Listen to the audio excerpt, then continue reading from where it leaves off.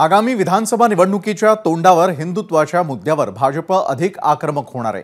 लव जिहाद, लँड जिहाद, वोट जिहादच्या मुद्द्यावर भाजप अधिक आक्रमक होणार असून येत्या काळामध्ये या विरोधात तीव्र आंदोलनं देखील केली जाणार आहेत। संघ, भाजप आणि काही हिंदुत्ववादी संघटनांच्या माध्यमातून या विरोधात राज्यभर मोहीम राबवली जाणार आहे आणि याच सोबत धारावीतल्या अरविंद वैश्य यांची हत्या आणि उरणमधील यशश्री शिंदे या तरुणीची हत्या या दोन्ही मुद्द्यांवरती देखील भाजप अधिक आक्रमक होणार आहे।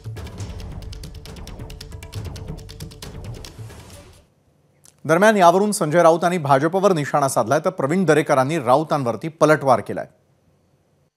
किती काळ करणार हिंदू मत अरे हिंदू मत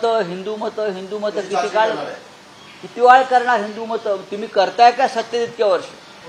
तुम्हाला आजही हिंदू मतांसाठी योजना आखाव्या लागतात। कामं काय केलीत तुम्ही? भारतीय जनता पक्ष हिंदुत्वाला किंवा हिंदुत्वाचा पुरस्कार अजिबात करत नाही। भारतीय जनता पक्ष हे फक्त राजकारण करते हिंदुत्वाचं। बाळासाहेब ठाकरे आणि भारतीय जनता पार्टी एकत्रितपणे हिंदुत्वाची ध्वजा त्या ठिकाणी खांद्यावर घेऊन काम करत होती।